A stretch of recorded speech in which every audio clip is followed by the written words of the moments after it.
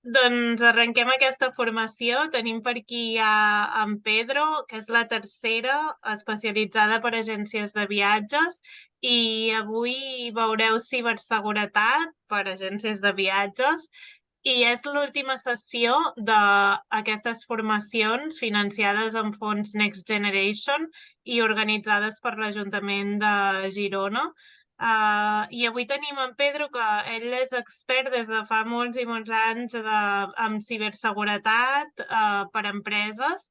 Llavors ha preparat aquí una formació que ja sé, Pedro, que és un repte fer ciberseguretat en 2 hores, però Sí.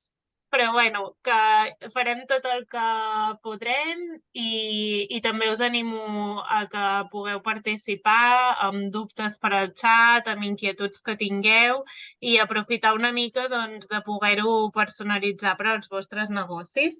I dit això, tot teu, Pedro, moltes gràcies per estar aquí. També les persones que esteu des de casa, per estar en aquesta hora que és semi del cafè, fent aquesta formació. Així que endavant i merci. Molt bé. Moltes gràcies, Júlia. Bona tarda, em dic Pedro Ródenas i soc l'especialista en ciberseguretat, sobretot en conscienciació en ciberseguretat. I avui parlaré una mica de la ciberseguretat enfocada a lo que són les agències de viatges, no? El vostre sector. Qualsevol dubte o pregunta tècnica que no tingués, la poseu en el xat o si el micro està obert, podeu tallar. Millor tallar el mínim possible, no? Perquè hi ha molt material per explicar en 2 hores. Si és possible parlar al final, perfecte. Si és alguna cosa molt urgent, en talleu i parlem. Val? Doncs comencem. Perdoneu una mica. Ara. S'ha canviat? Sí, ja ho veiem Sí? a l'altre. Sí. Val, és que em triga una estona. Val. Doncs avui veurem això, no? Sis temes. El primer tema, que és la ciberseguretat, una breu descripció, aplicacions i actualitzacions de seguretat. En el segon tema parlarem de les contrasenyes segures i còpies de seguretat, definició i conceptes. El tercer tema serà polítiques de seguretat, protecció i privadesa de les dades i sobretot de la informació, no? El quart tema serà internet segura, com podem treballar o navegar d'una forma segura amb l'ordinador. El cinquè tema serà identificar fraus digital habituals, com és el phishing, el smishing i el vishing. Parlaré una mica de tot això i posaré uns exemples bastant gràfics de com podem detectar. Val? I el sisè tema serà què fer en cas d'un virus, no? O patir un atac informàtic, què símptomes té i com tenim que actuar. Alguna pregunta amb els temes? No? Val. Doncs continuo.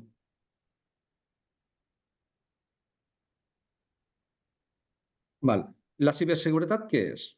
Un moment.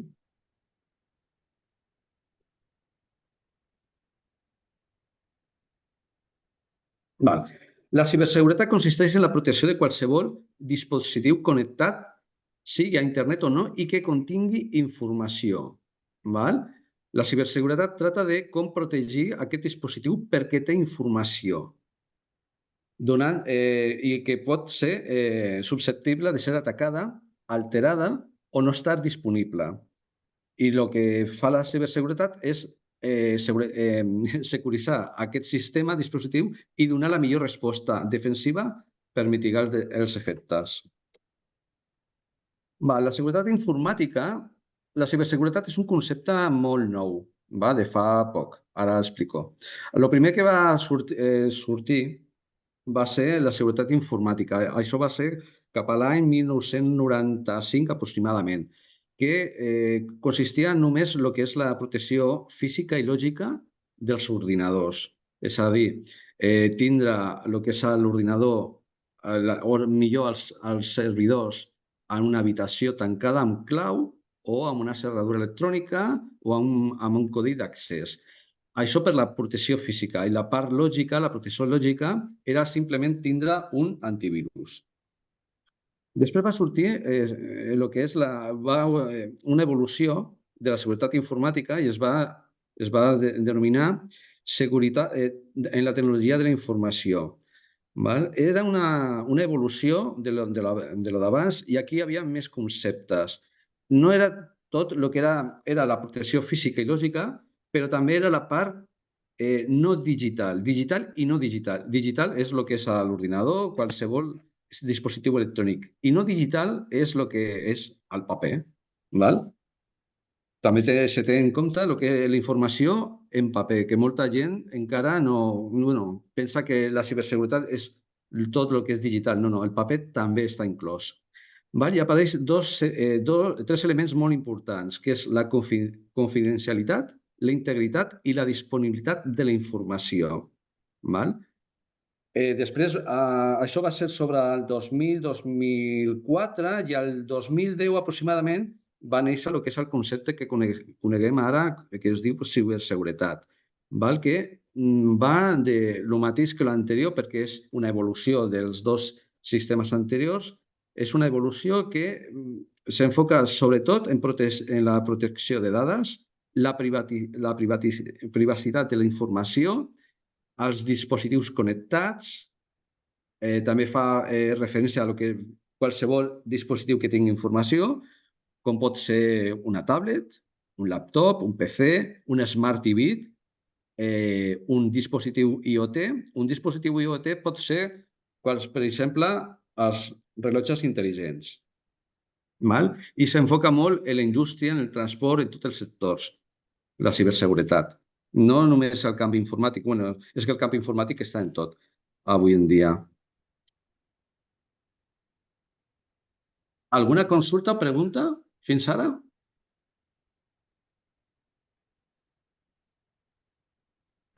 No? Molt bé, gràcies, Roser.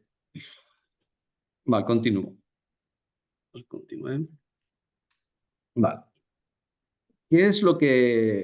Què aplicacions normalment tenim a l'abast per tindre el que és l'entorn de treball segur? Doncs dos factors molt importants són l'actualització del sistema operatiu. En aquest cas estem parlant de Windows, però el que és Linux i Mac també lo tenen, i tindre un antivirus. És la millor manera de tenir els nostres dispositius protegits. Tenir un antivirus instal·lat i actualitzat i que les actualitzacions de Windows s'actualitzin correctament, com marca en aquest cas Microsoft. Què és un antivirus? L'antivirus és una aplicació, un programa bàsic de seguretat. Ara mateix hi ha un fotiment d'antivirus al mercat. Més o menys tots fan el mateix i depèn si és gratuït o de pagament. Normalment el de pagament fa més coses. Però amb un antivirus normal, que el Windows 10 11 ja el porta de sèrie, no hi ha que pagar cap llicència, ja el porta de sèrie, és gratuït, ja va per defecte i s'actualitza automàticament. No teniu que fer res. Simplement que les actualitzacions de Microsoft, quan surten, es tenen que actualitzar. I un bon antivirus treballa a temps real i s'actualitza automàticament. Les actualitzacions de seguretat és l'altra part molt important dintre de la ciberseguretat bàsica. Són les actualitzacions automàtiques que s'instal·len en l'ordinador de Windows i són imprescindibles per al funcionament correcte dels dispositius. Hi ha dos tipus d'actualitzacions, els updates i el release. Els updates són actualitzacions molt senzilles i surten cada segon dimarts de cada mes. Normalment, si sou de Windows, notareu que a la segona setmana, tercera setmana de cada mes, l'ordinador va molt lent. La navegació va més lenta, esteu treballant i va molt lent. Doncs això és que s'estan descarregant per darrere, es diu en background, En segon pla, actualitzacions, que en un moment donat us dirà a l'ordinador, a l'apagar, es té que actualitzar i després reiniciar. Doncs no lo pareu, si us plau, perquè és molt important que això s'instal·li. I després estan el que són els release. Aquestes actualitzacions són més pesades, val? I surten aproximadament 2 a l'any. Normalment és a la primavera i a l'octubre i a la tardor. Val? El canvi, el release, són molt pesades. No té res a veure amb els updates.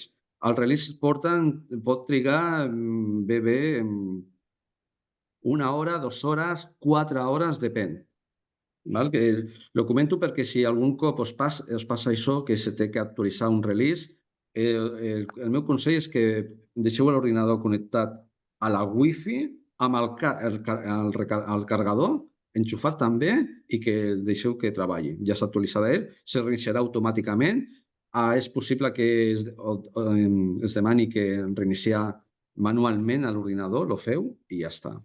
Normalment no hi ha més complicacions. Val. Arribem a un apartat molt peliagut, que són les contrasenyes. Val? Explicaré com fer una contrasenya bastant robusta. La contrasenya, aunque no sembla, és una part molt important i fonamental de seguretat, que normalment no prestem la importància que mereix. Tindre una bona contrasenya podrà impedir que accedeixin al contingut del nostre equip o el nostre dispositiu, ja sigui una persona autoritzada, un hacker malo, perquè els hackers són bons, etc. Com tindre una contrasenya segura? Jo recomano aquests 5 punts. Longitud mínima de 8 caràcters. Si pot ser de 10 o 12, millor. Posar mínim una majúscula. Posar mínim de 2 a 3 números. Posar un símbol. Jo normalment he posat aquí un exemple, però jo normalment recomano el punt o el guió, o guió baix. Què més? Minúscules. El reste de la password fer servir minúscules. Important. El que és internet i el sistema operatiu sempre està fet en anglès. Doncs no fer servir lletres accentuades mai, perquè poden funcionar millor al vostre ordinador, però si us valideu en un altre ordinador, un servidor o un servei, és possible que l'agafi, però que després quan la feu servir no funcioni. Ni lletres accentuades amb accent, ni la lletra ñ. Substituir-la per un altre caràcter. La ñ en català poseu n i la i. I les lletres sense accentuar. I també m'ha passat amb sistemes molt antics que amb contrasenyes més llargues de 15 caràcters donen problemes. Jo per això aconsello sempre entre 10 i 12 o 14, que no arriba a 15.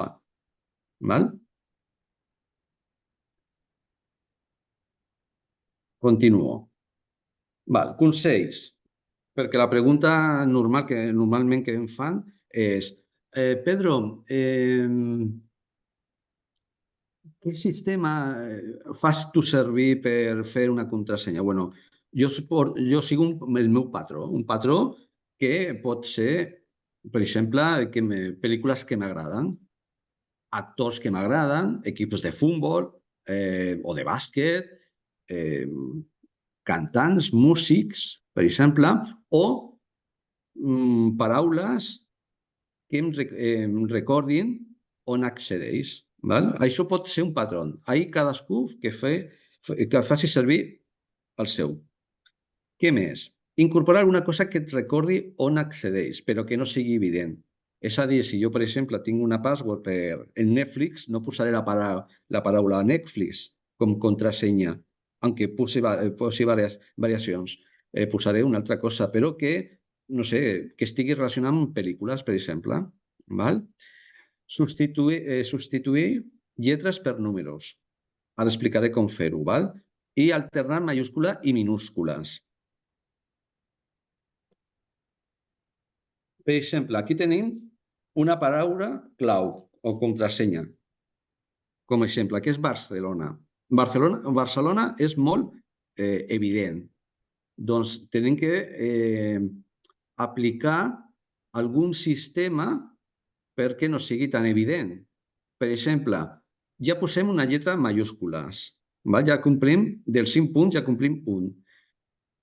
També la llargada de la paraula ja són 10 lletres. Perfecte, ja compleix 3 punts més. Si a Barcelona l'afegim, per exemple, un símbol que podria ser un punt, un guió, o en aquest cas una arroba, ja tenim un quart, i si posem un número, per exemple, arroba 22, ja compliríem els 5 requisits bàsics. Aquí cadascú pot fer més complicat, com vulgui. El tema és que recordar-se d'aquesta contrasenya. A Barcelona arroba 22 ja és una contrasenya segura.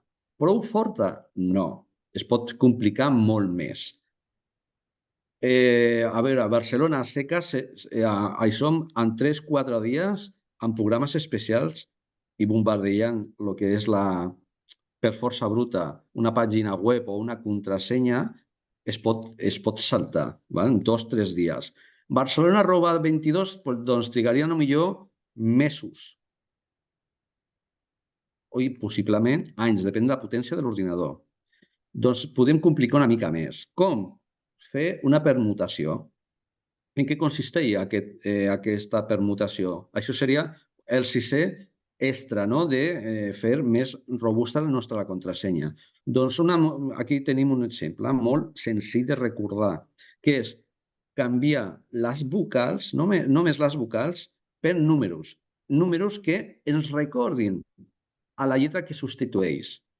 Per exemple, la A, doncs, la A en majúscula s'assembla molt al 4. La E, doncs, s'assembla molt a un 3. Si donem la lletra E en majúscules, la volta s'assembla molt a un 3. La O, està clar, un 0. Un altre cop, la A, doncs un 4. Ja l'última contrasenya, que és B4RC3L0N4@22, aquí trigarien molts anys en saltar-se aquesta contrasenya. I si no sou una empresa molt important i tal, estaran un parell d'hores intentant. Passada aquest temps, aniran un altre. No se centraran en vosaltres. S'ha incorporat alguna persona més? No, aquí està, un moment.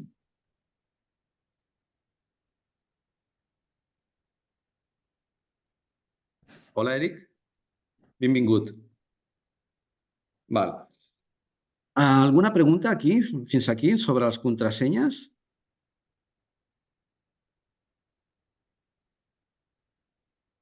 Queda clar el concepte? Roser, Lara?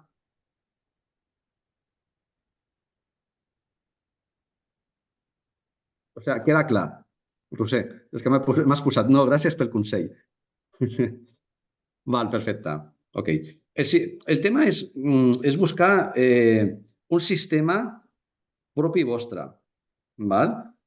que sigui el més complicat possible per al possible delinqüent, però fàcil per vosaltres, per recordar. I sobretot, no l'he posat en cap lloc. Mai compartir les contrasenyes. Mai. A veure, hi ha excepcions, que són la parella, que són els fills, quan ja som grans i tal, però coses de treball, no. No compartir mai. És per seguretat. I és una forma també de saber si passa alguna cosa, qui l'ha fet, si l'ha fet amb malícia o ha sigut un error. No compartim mai les contrasenyes, si us plau. És el meu consell. Continuem. Bueno, aquí ja m'he Ja he posat una mica. A veure. Vale. Bueno, lo que no hi ha que fer mai és no canviar-la mai. Hi ha que canviar-la. He posat 90 dies. Ja segur que ja, Pedro, no pot ser 90 dies. Val. No pot ser a nivell personal, però a nivell corporatiu empresarial és una política que la legislació actual ens obliga als informàtics a implementar-la amb les empreses. Val? Seria obligatori. A títol particular no, a millor un petit comerç, a un autònom tampoc, però un autònom o un petita empresa de 2 o 3 persones, jo recomano almenys un parell de cops o un cop a l'any canviar la contrasenya. Si és una gran corporació, 90 dies, si són cada 3 mesos. Això normalment els bancs també ho fan. Val? No s'obliguen a canviar la contrasenya.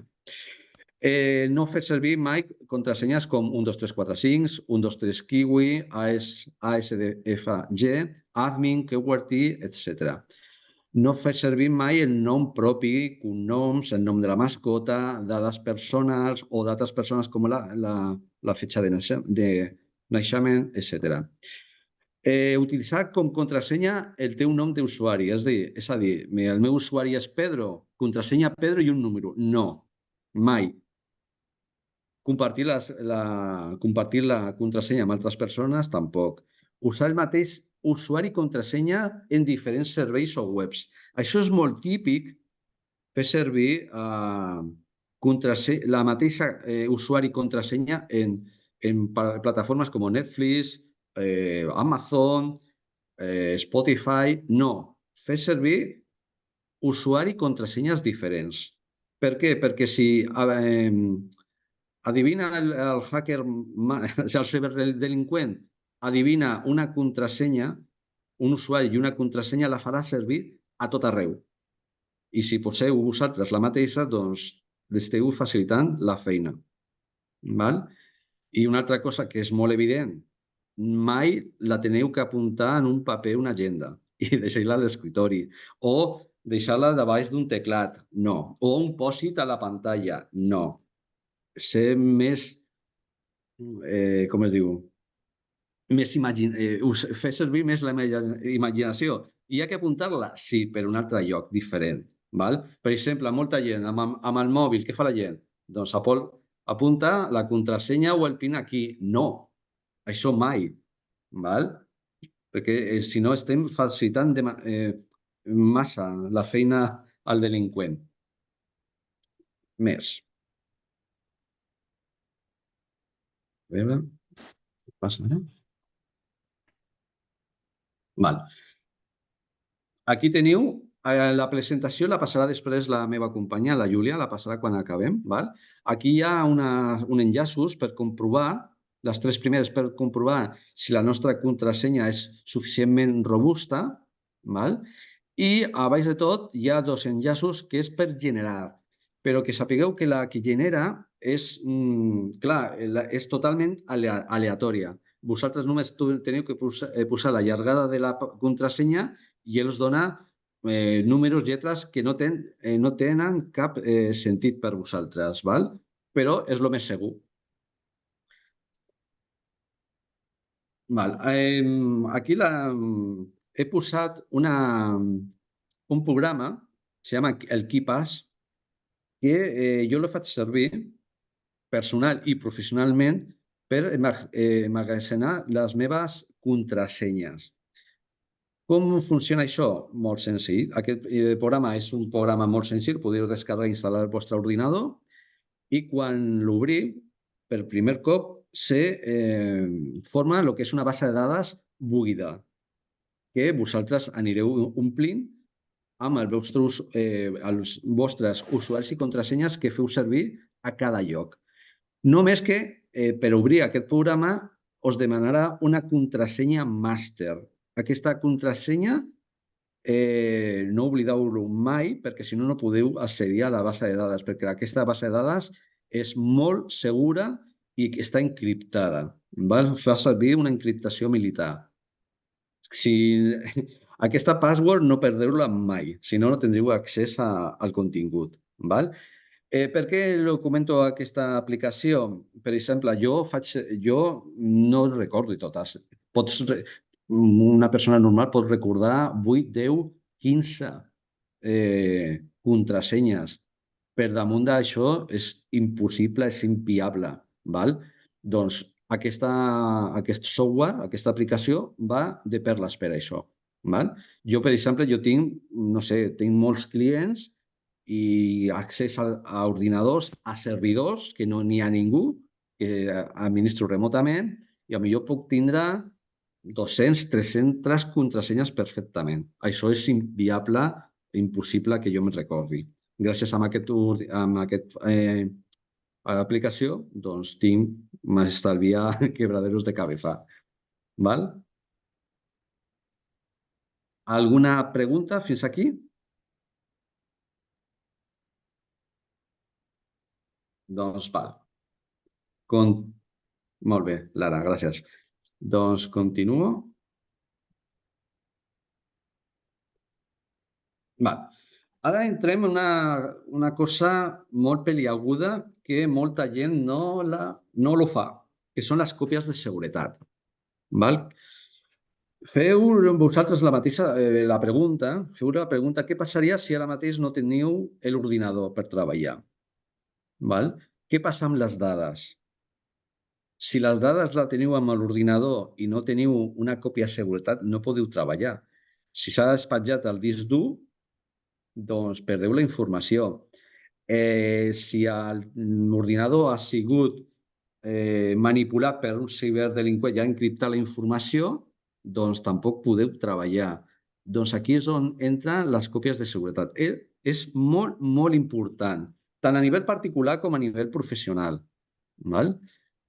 Les còpies de seguretat també és coneguda amb el nom de backups.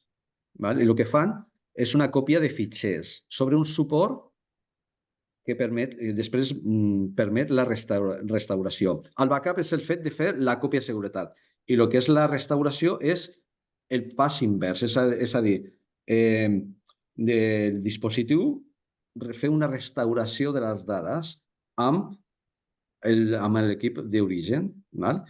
Les còpies de seguretat poden ser del sistema operatiu complet, de només d'una part del sistema operatiu, dels documents, de les aplicacions o de bases de dades o de tot un disc. Quan més contingut hagi que copiar, més temps trigarà les còpies de seguretat. Jo normalment el que recomano és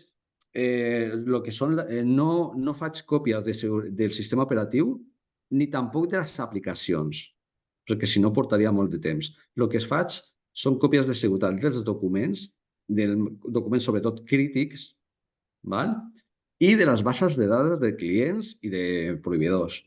Normalment es fa això. Hi ha gent que té una empresa molt petita o que és un autònom, doncs es pot fer perfectament a millor del disc complet.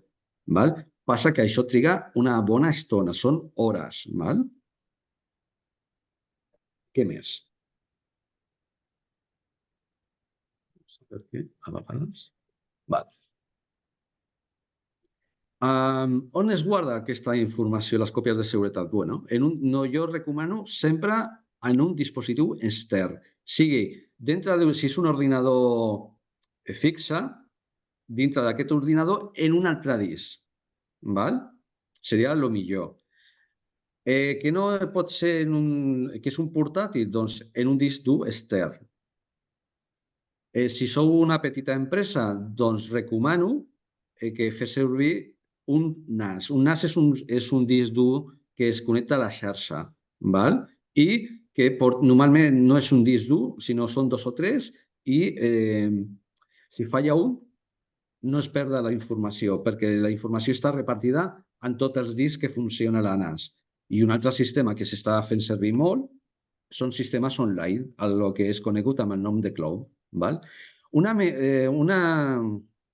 Una barreja de tots els sistemes seria convenient, ara parlarem. Per garantir la protecció i la privadesa de les dades, la còpia que s'almacena ha d'estar xifrada i això es fa durant el procés de còpia, fent servir algoritmes criptogràfics. També es pot fer amb el que es diu en planell, és a dir, volcar les dades directament a un disc dur extern, sense algoritmes criptogràfics. Aquesta còpia serà molt més ràpid que no si fem servir algoritmes, que sapigueu. Val? Què més? Val. Una altra pregunta que és clau, a veure que aquí tinc. Val. Val. Una altra pregunta que normalment fan els usuaris i els clients, Pedro, què copiem? Doncs això teniu que analitzar vosaltres. Val? Aquí hi ha unes pautes. Normalment són aquestes. Teniu que veure per el tema de la confidencialitat. Val? Si és una informació confidencial per a la vostra empresa, si és interna, potser no fa falta, i si és pública, doncs menys encara. Per la seva funcionalitat, si són dades de clients, de proveïdors, si són per gestió interna, són comandes, pel seu impacte. Aquest és un punt molt clar, no? Que és, si no tinc les dades, puc treballar? Tinc danys econòmics? Puc tindre conseqüències legals? La meva imatge es veu afectada, la meva imatge empresarial. Quant temps tindré l'activitat aturada? Doncs si l'impacte és molt gran, aquesta informació és la primera a copiar, a salvar. Després, el que comentava abans, ens farà falta saber quin tipus de suport o mitjà d'emmagatzematge farem servir. Com i quan farem les còpies? És molt important. Teniu que planificar, fer una planificació. Primer, què dades tenim que copiar? On farem les còpies i quan farem les còpies? Un cop a la setmana, cada dia, un cop cada 15 dies, un cop al mes. Això ja depèn com es diu, el refresc que tingui les dades. Si sou petits, si teniu una base de dades, potser un cop a la setmana o cada 15 dies, suficient. No fiqueu massa informació. Si esteu cada dia ficant informació, nous clients, nou proveïdor, factures i tal, doncs potser cada 2 o 3 dies o cada dia. La planificació és molt important. Això es pot automatitzar. No teniu que estar vosaltres present per fer-ho. Es pot automatitzar. El com? Com és... Quin suport farem servir? Un disc dur extern o un núvol? Les dues coses? O dintre del mateix ordinador faig una partició del disc dur i lo faig ahí també? O les tres? Podríem fer les tres coses a la vegada. Un moment.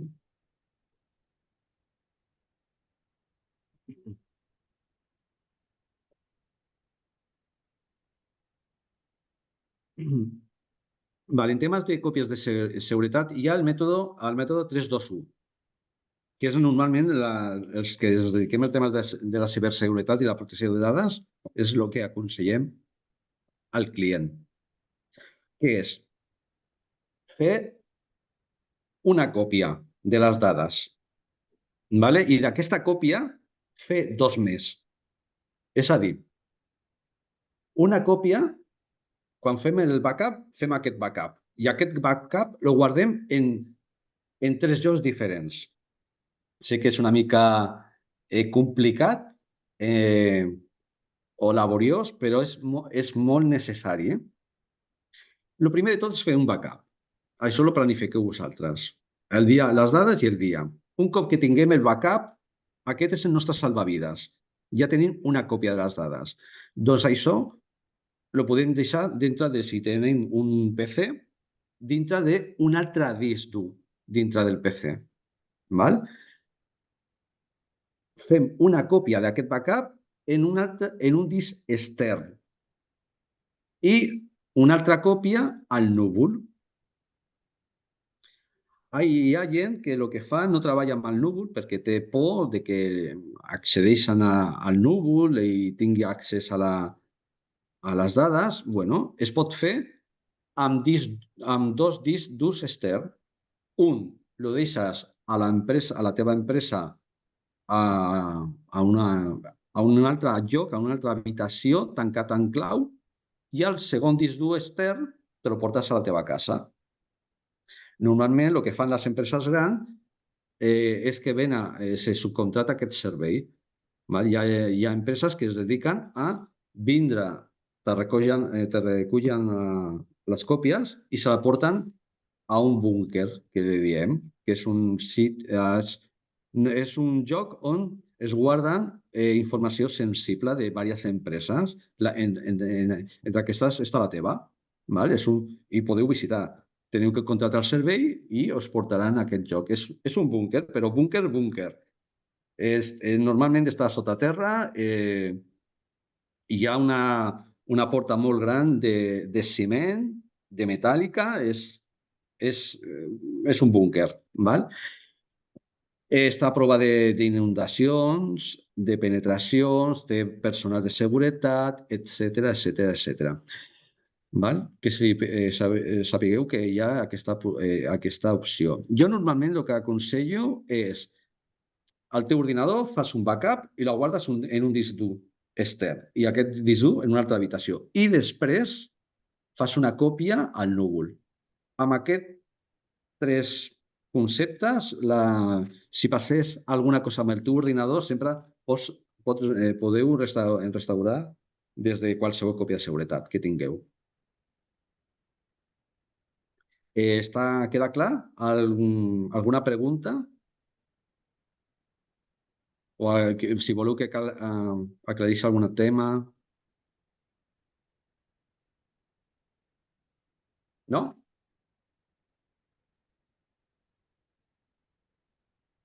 Val, doncs continuo.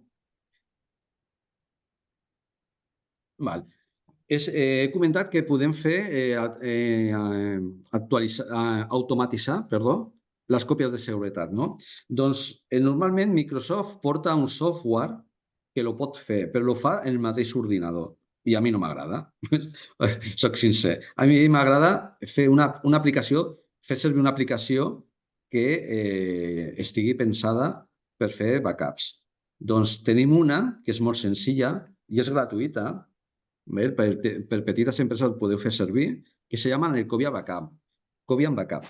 Hi ha una altra versió, aquesta és l'antiga, la que jo faig servir, però hi ha una altra versió que si accediu a aquest enllaç, veureu que aquesta la podeu descarregar, però també podeu descarregar la nova. Podeu fer servir qualsevol.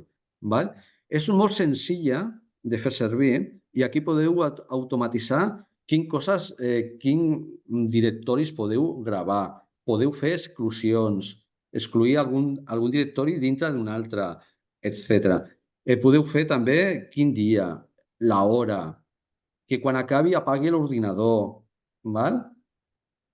Coses així. És molt senzilla, però és bastant complet. Hi ha aplicacions molt més potents, però normalment és de pagament. Passo. Fins aquí alguna pregunta? Perquè ara canviem de tema, totalment.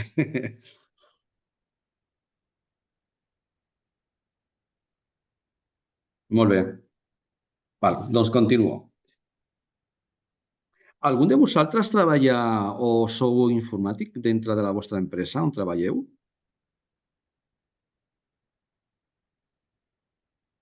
No. Ok. Feu servir còpies de seguretat en la vostra empresa?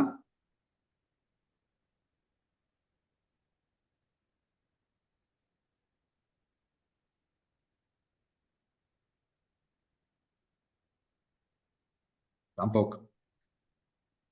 Bueno, espero que tingueu la informació com mínim al núvol. que normalment ja la gent ja treballa, sí, de tant en tant, però no de forma automatitzada. Bueno, manualment. Bueno, això també és normal. Si sou una empresa petita, 2 o 3 persones, normalment això s'encarga una persona de fer-ho i lo fa de manera normal. Val? Però bueno, lo podeu automatitzar. Amb aquest programa, que és molt senzill, lo podeu automatitzar totalment. És més, aquest programa podeu fer servir que faci la còpia a un disc dur o al núvol també, o a una carpeta del servidor, que també es podia fer servir. Val? És molt complet. Val. Doncs comencem ara el que no agrada a ningú, que és la part legal, val? Que són les polítiques de seguretat, protecció i privadesa de la informació i de les dades. Val. En qualsevol companyia que sigui petita, aunque sigui petita, té que tindre les polítiques de seguretat. Per què? Perquè en aquest document se detallaran els passos que cal seguir a l'hora de que els sistemes d'informació o els ordinadors, els sistemes d'informació, siguin els ordinadors o servidors o al núvol, val? No estiguin disponibles, quines mesures s'adopten abans que passi o quan passen. Si és abans són les preventives i és quan passen són les reactives. Val? Doncs tot això totes aquestes polítiques es tenen que redactar i escriure en un document. Aquest document, normalment, en les petites empreses es diu guia de seguretat. Ja si l'empresa som una mica més gran, doncs el reglament de seguretat. Si és molt, molt gran, el pla director de seguretat. Val? Però bàsicament és un document bàsic. Depèn després del tamany de l'empresa, dels departaments, doncs agafar un altre... Hi ha que aplicar més mesures de seguretat. No és el mateix aplicar una mesura de seguretat a un despatx de 4 persones que tots treballen en un mateix lloc, val? En un despatx de 90 metres quadrats, que en una corporació que tingui diverses plantes, que tingui el Departament de Recursos Humans, amb 8 persones, els informàtics en un altre departament, ventes en un altre departament. Doncs aquí hi ha que definir molt millor el que té que fer cadascú quan passi alguna cosa. Val? Nosaltres ens centrarem en alguna cosa més bàsica, que és la guia de seguretat. Si voleu alguna puntualització o que comenti o expliqui alguna cosa en un cas de concret, m'ho demaneu, si us plau. Val? Val. Val. En aquest document corporatiu, val? Que és el de la guia de seguretat, hi ha moltes dades. Entre elles són el que he comentat, el que té que fer cada persona quan hi ha un incident de seguretat, però també es contempla el que és el tema legal. El tema legal és aquest, no?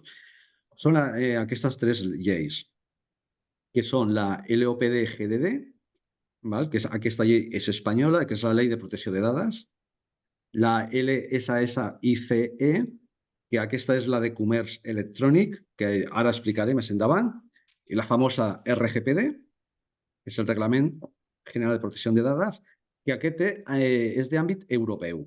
Val? Doncs normalment normalment no. Se tenen que complir sempre aquestes 3 lleis per protegir les dades, ja sigui a una empresa, a una pàgina web, a un comerç electrònic, es té que complir. Des de fa molt de temps. El que passa és que aquestes 3 lleis són molt recents. Val? Són del maig de 2018. La més antiga, que és la RGPD. La de comerç electrònic és molt més antiga, però ha tingut modificacions. Però la llei orgànica és del 2002. I la LOPD, la nova, la LOPD-GDD, substitueix a l'antiga LOPD.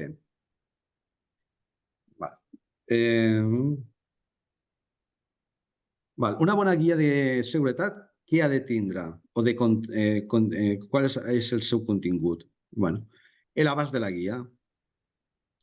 Quins recursos, persones i processos de l'empresa estan implicats.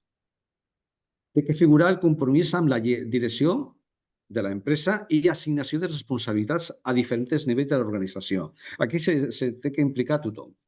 No se salva ningú. Es té que detallar objectius i prioritats, identificar els actius que se tenen que protegir. Classificació de la informació. Es té que dir quina informació és pública, quina és interna i quina és confidencial. La pública és que es pot publicar, és pública, no? És interna, però a la vegada es pot enviar a un client o un proveïdor. La interna és que normalment està en el que és en l'àmbit de l'empresa i la confidencial normalment és el que és gerència o la direcció. Després es té que fer un anàlisi i una gestió dels riscos. Per a fer un anàlisi, primer hem que identificar els actius. Primer s'ha d'identificar els actius, després fer un anàlisi per saber si cal protegir o no, perquè a vegades diu, no, això no el protegirem. Farem que ho protegeixi una empresa, un tercer. Es pot fer, no hi ha cap problema. Però hi ha que valorar tot. Què més hi ha de tenir? Hi ha que tindre un pla de contingència i continuïtat del negoci. Compliment amb la legislació vigent. Política de bones pràctiques i ús per part del personal. Això és molt important. Hi ha que definir d'una forma simple, clara i precisa dels comportaments permesos i quals estan prohibits. És a dir, això són les normes de bon ús. És a dir, quan entreguem un ordinador a un usuari, què és el que pot fer amb aquest ordinador? No pot fer servir, per exemple, per instal·lar aplicacions per ús personal, per exemple.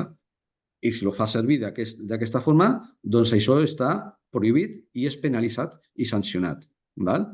També tenen que, en aquest mateix document, té que aparèixer el que són les mesures disciplinàries i sancionadores per incompliment de les polítiques de seguretat. Això és molt important. Normalment això es fa quan hi ha una nova incorporació de personal i se li entrega un ordinador, se li entrega aquesta guia de seguretat, que la té que signar. S'entrega per duplicat i una còpia se la queda el que són o el jefe, el responsable del seu departament o recursos humans.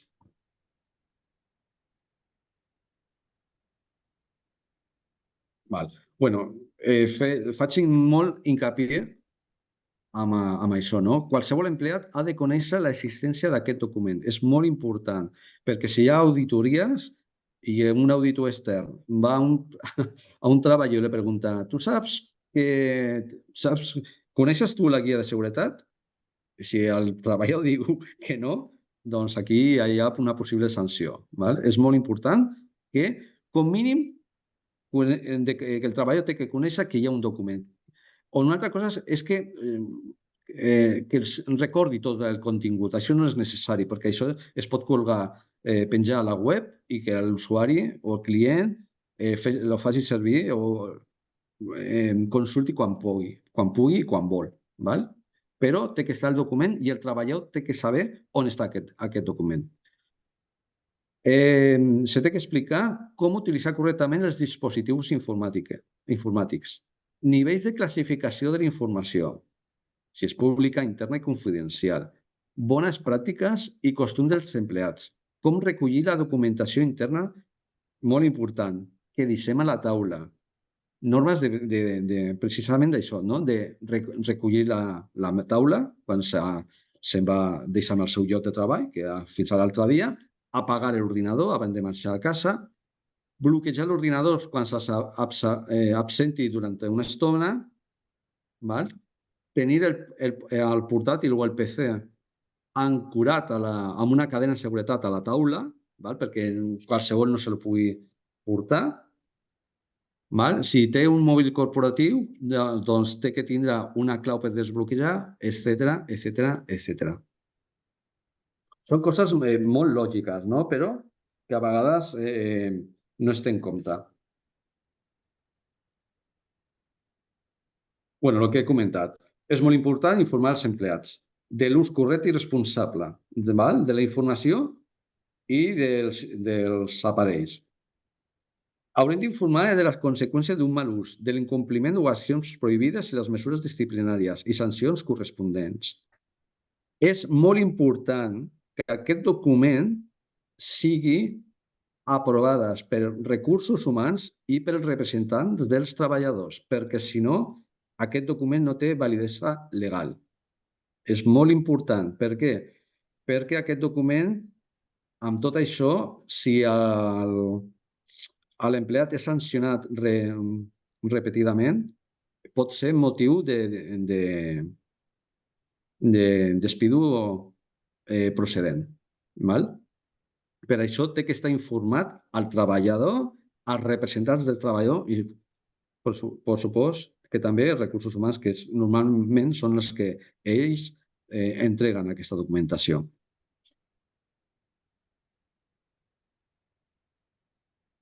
Val. Aquí jo consulto molt el que és aquesta pàgina, que és INCIBE, que és l'Institut Nacional de Ciberseguretat d'Espanya. Val? En aquest enllaç que hi ha la diapositiva, bueno, hi ha documents o utilitats bé, per fer un check-in de les polítiques o exemples de polítiques de seguretat. Podeu fer una ullada. A més, podeu també fer, normalment són checklists de compliment, val? O guies. Podeu descarregar les polítiques que hi hagi i adaptar-la al vostre negoci.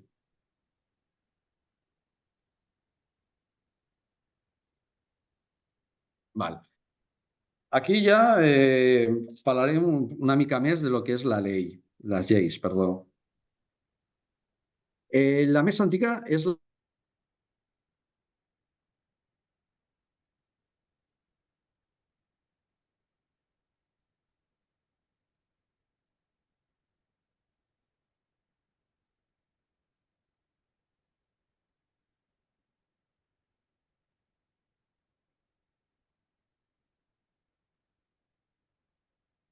portal de compra.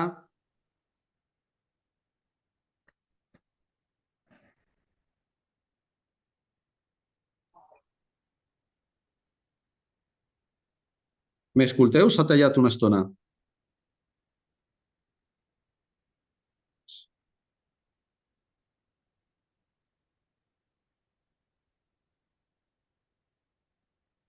Vale, espereu un moment que ha passat aquí alguna coseta. A veure...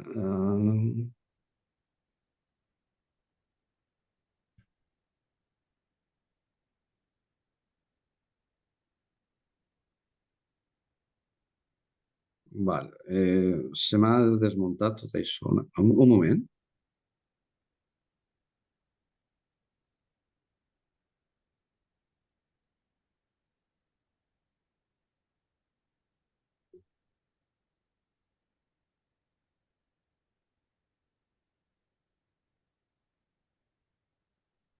Esteu connectats tots?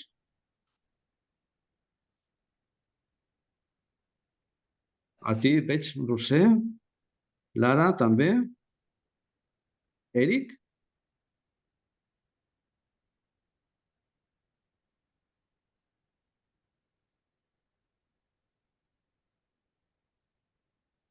Bueno, no veig a l'Eric. Val. Doncs continuem. Se m'escolta bé, no?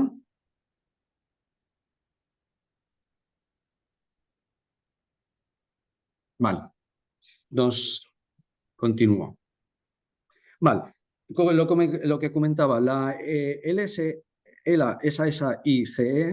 és necessari per qualsevol portal que faci venda electrònica. per exemple, a una tenda, o com és el vostre cas, suposo que vosaltres oferteu packs de viatges, correcte? Els vostres usuaris poden comprar a través de la vostra web?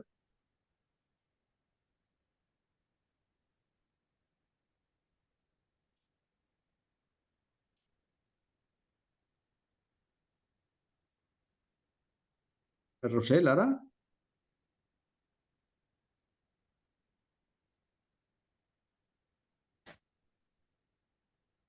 Val, ok. Pues, doncs mira, t'anirà molt bé perquè...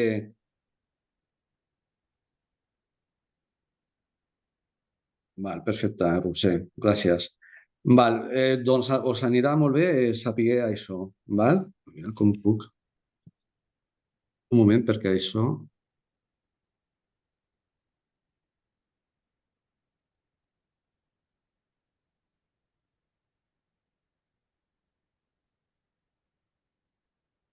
Ara, perdoneu. Val. Doncs a l'hora de...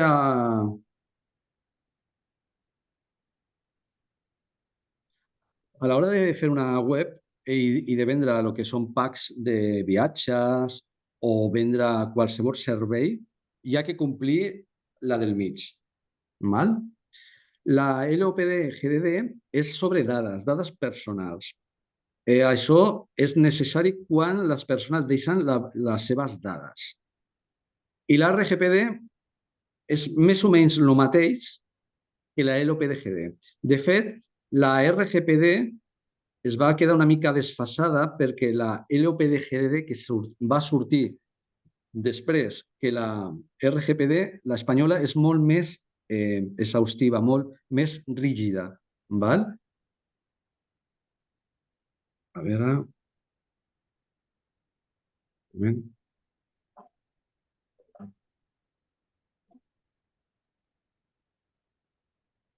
Aquí no sé què ha passat. Val. Continuo, perdó. Perdoneu que estic intentant fer aquí una cosa, però... Val, millor ara. És que veia això massa petit. Vale, continuem. La finalitat d'aquestes tres lleis és millorar el control de la nostra informació privada i personal, que cedim a les companyies o tercers. Tenir dret a l'accés de la informació, a rectificar, a suprimir-la, a limitar el tractament, a fer la portabilitat o fer una posició de les nostres dades, és que no facin servir. Apareix la figura del delegat de protecció de dades, que vetllarà per la seguretat de les nostres dades i el compliment de la normativa legal. Si pulseu, quan tingueu la presentació, si pulseu aquí a l'enllaç, aquí, us portarà a una web que us donarà més, us ampliarà una mica més la informació. Quan és necessari que hi hagi una persona, o també podeu contractar aquest servei, que sigui la delegada de la protecció de dades. Normalment és necessari quan l'empresa té més de 50 persones o 50 treballadors. O si sou menys, és que les dades que tingueu siguin dades sensibles. És a dir, que hi ha dades a part de les dades personals de la persona, és a dir, el nom, cognom, DNI, e-mail, doncs també teniu les dades de la seva compte bancària, de la seva tarja. Doncs aquí faria falta un delegat de protecció de dades. Però ja comento que això lo podeu contractar, aquest servei, a un tercer, sigui una empresa o sigui un autònom. Què més? Això és molt important. Què passa si no compliu amb aquestes tres lleis? Doncs aquí ja estan les sancions o multes o penalitzacions, com vulgueu dir-ho, però, perdó. Les lleus són de fins 40.000 euros. Les greus, de 40.001 fins a 300.000. i la molt greus per damunt de 300.000 euros fins a 20 milions o, si l'empresa és molt, molt gran, fins fins al 4% de la facturació del any anterior. És a dir, perdona un moment,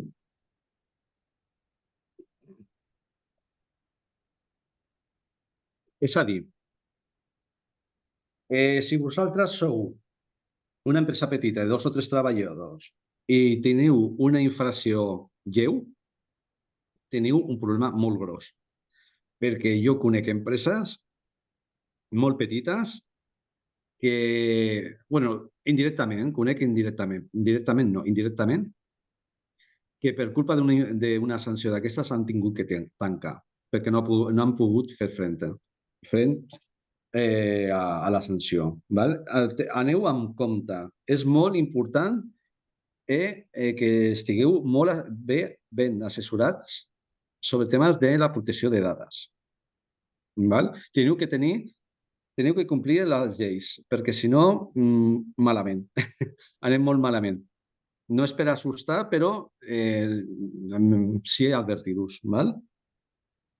Si teniu, a més, una filtració de dades o el disc dur ha sigut un cas de virus o el disc dur ha sigut encriptat i no teniu accés a les dades, teniu que fer una denúncia als Mossos d'Esquadra i a l'Agència Espanyola de Protecció de Dades. També hi ha l'Agència Catalana de Protecció de Dades, a qualsevol de les dues. En menys de 72 hores. Perquè si no, podeu ser sancionats. Val? Més. Bueno, més enllaços en aquest moment, aquest slide, hi ha d'INCIBE i també de l'Agència Espanyola de Protecció de Dades. Val? Tot fa referència a quines lleis teniu que revisar, com incluir informació en la vostra web, hi ha algunes plantilles, val? RGPD molt senzill per a pimes, un document o una guia de fer el compliment legal, val? Bueno, són enllaços. Quan tingueu la presentació podeu pulsar aquí i es portarà directament a la pàgina en qüestió. Val. Alguna pregunta fins aquí?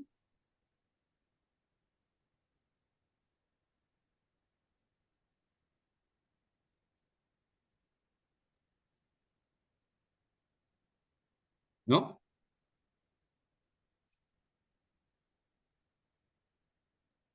Val, continuo. Continuem. Val, aquí he fet un petit quadre de quines són les persones que tenen que complir la llei. En quin casos es té que complir la llei? Bueno, en tots. Val?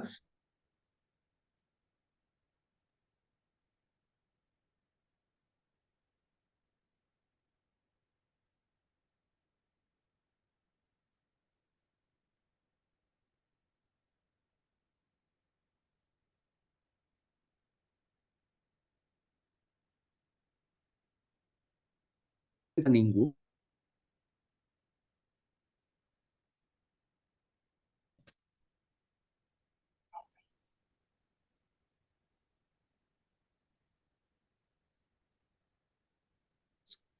Hola?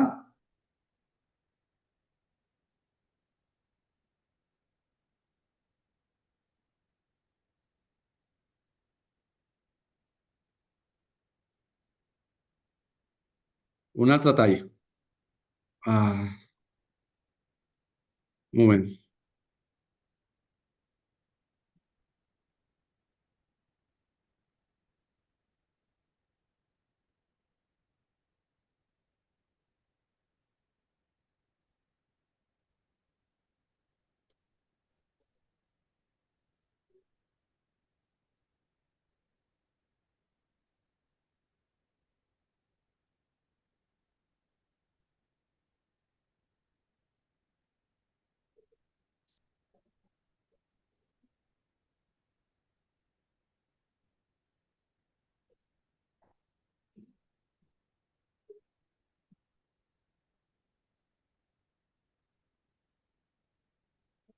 Un moment que poso aquí el xat, si no, no el veig. Bueno, el veig aquí flotant. Vale.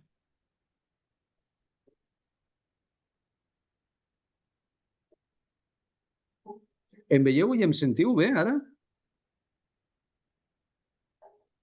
Val, perfecte. Doncs perdoneu.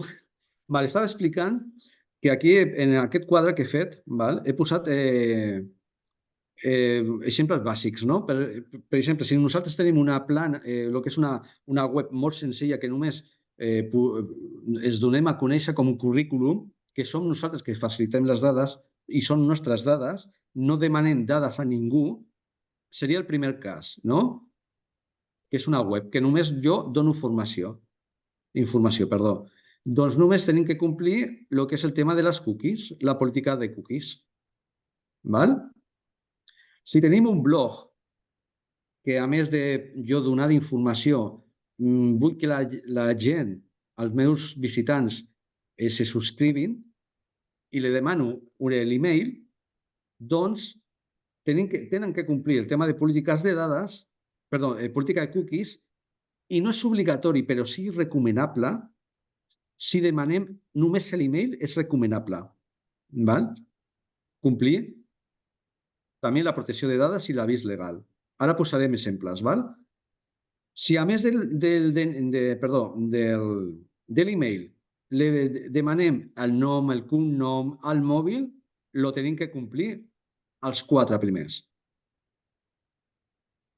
I si som una agència de viatges que fem venda de packs de viatges o excursions o alguna cosa semblant, una botiga en línia que faig ventes o un banc, doncs tem que complir tot. Què és? La política... El cookie és un tema mecànic, això ho farà un programador, però la política de cookies, dades, avís legal i condicions generals, això ho tenen que fer un assessor o vosaltres a partir d'unes plantilles també. Una cosa important que és, a vegades la protecció de dades li diuen política de privacitat. Ara veurem aquí uns exemples. Això està extret d'un blog. Si anem a aquest blog i anem cap a baix de tot del blog, veurem que aquí la persona demana les dades. Doncs mireu aquí com té l'enllaç de política de privacitat, aquí a baix. L'usuari, abans de posar aquí l'email, té que acceptar la política de privacitat.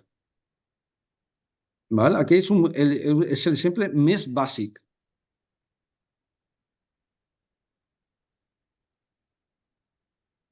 Si nosaltres volem consultar el que és la política de privacitat i pulsem aquí, ens portaria aquí.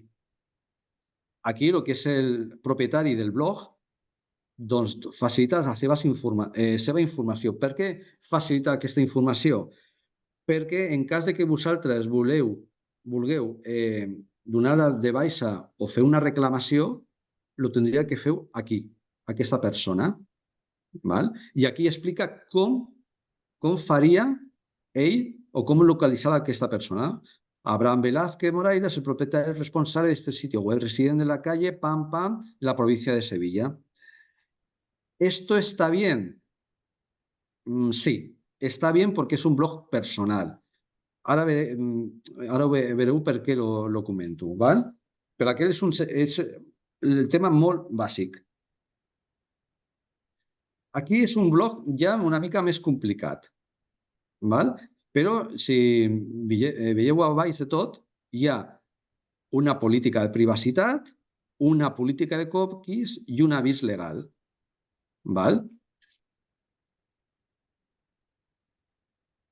Aquí, la política de privacitat, ja hi ha molt més informació. Aquí ja ha posat el que és la llei que fa servir o que té que complir.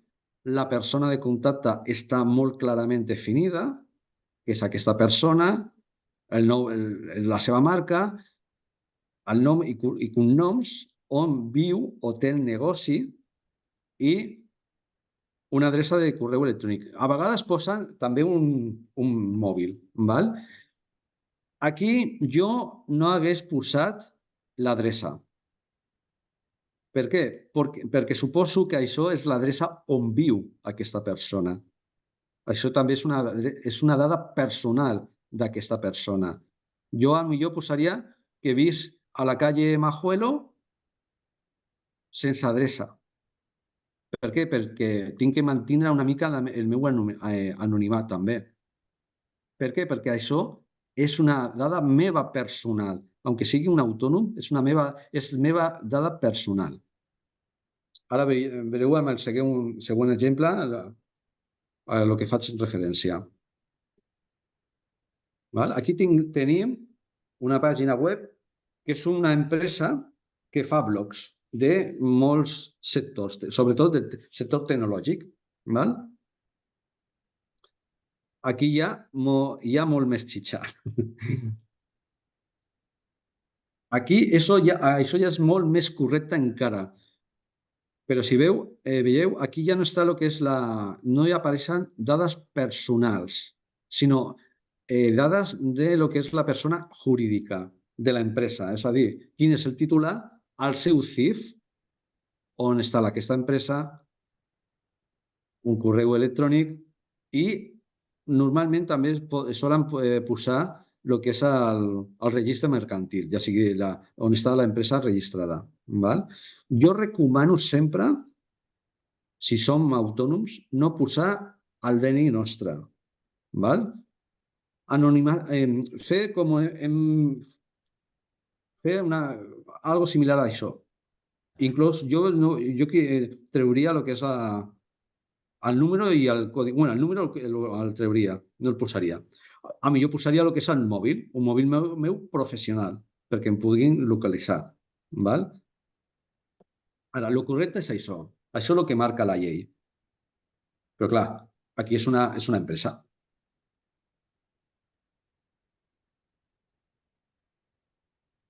Ara he posat un parell d'exemples diferents. Per exemple, el supermercat Dia.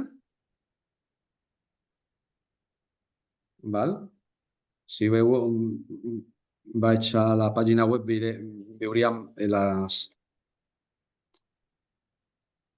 aquí tenim les 4 coses, que són les polítiques de privacitat, la de cookies, l'avís legal i condicions de compra. Aquí a vegades posen condicions d'uso, condicions legals, a vegades l'avís legal està dintre de condicions de compra. Normalment són aquests 4 apartats. Normalment són 4, 3, però té que estar. D'alguna forma té que estar tot molt detallat, com veurem aquí. Veu aquí?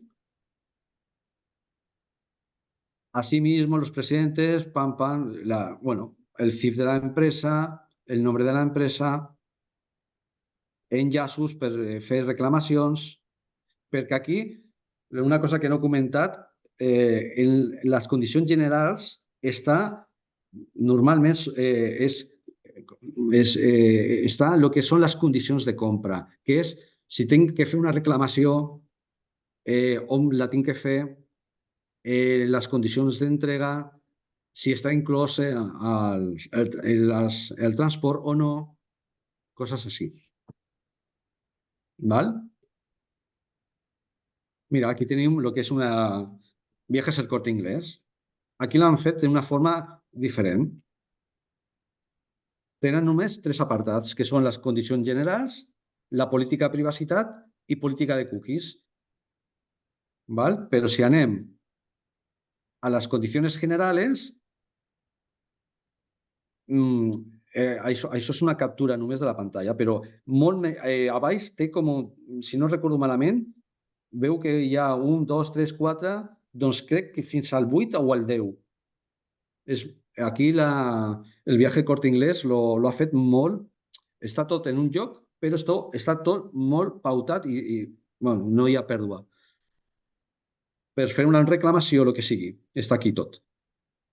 Són formes diferents de posar el que diu la llei però de forma diferent. Cada empresa lo fa d'una forma seguint la seva ètica o forma de treballar. Val?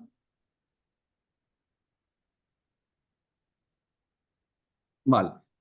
Doncs fins aquí el tema 3 de polítiques de seguretat, protecció de dades i privadesa de la informació. Alguna pregunta o dubte? Alguna aclaració?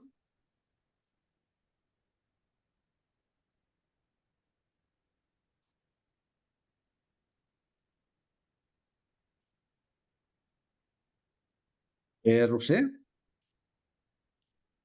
Està tot bé? Està tot clar? Val. I si obtenim dades de clients per altres canals que la pàgina web? Quins canals? Per WhatsApp?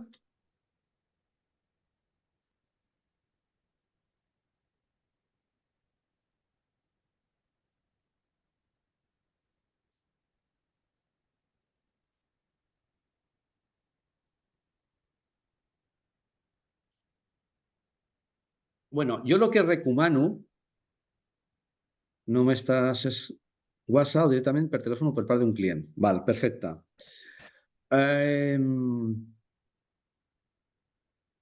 Com lo podem fer en aquest cas? Molt senzill. Si és per WhatsApp, abans de començar, quan comencis la conversació amb la persona, teniu que enviar un email, val?